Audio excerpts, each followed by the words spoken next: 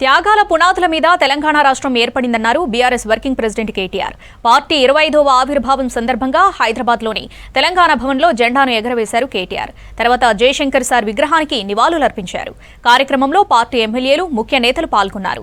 BRS కేవలం రాజకీయ party మాత్రమే కాదని, గొప్ప విప్లవమని చెప్పారు కేటీఆర్. అస్తిత్వ పతాకాన్ని ఎగరవేసి తెలంగాణ గొంతుకగా నిలిచిన పార్టీ ప్రయాణాన్ని స్మరించుకుంటూ భవిష్యత్తులోనూ అదే పట్టుదలతో ముందుకు సాగుతామన్నారు కేటీఆర్.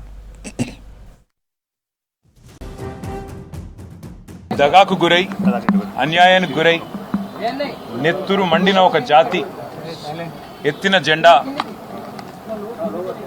గులాబీ జెండా.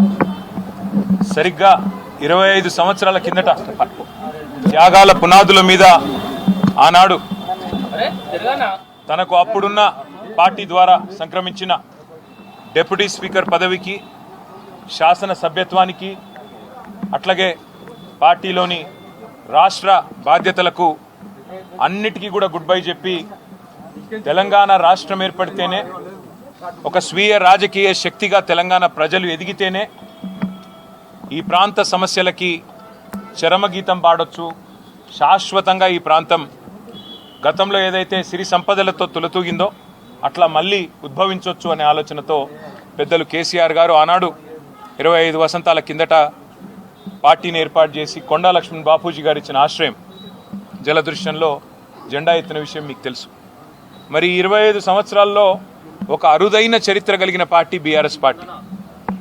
మొదటి 14 ఏళ్ళు తన పోరాటంతో తెలంగాణ ప్రజలను ఐక్యం చేసి తెలంగాణ జాతిని మొత్తంగా ఎక్కడికక్కడ లక్షల సంఖ్యలో సమీకరిస్తూ వారికి తెలంగాణ రాష్ట్ర ఏర్పాటు ఆవశ్యకతను బోధిస్తూ, అంబేద్కర్ గారు చెప్పిన విధంగా బోధించు, సమీకరించు, పోరాడు అన్నట్టుగా అడుగడుగున పోరాటాలు చేస్తూ ఢిల్లీ మెడలు వంచిన పార్టీ ఈ గులాబీ జెండా పార్టీ బీఆర్ఎస్ పార్టీ.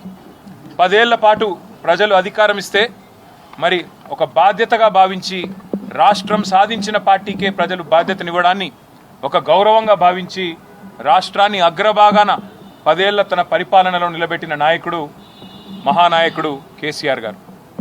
అట్లా నడిపిన పార్టీ బీఆర్ఎస్ పార్టీ.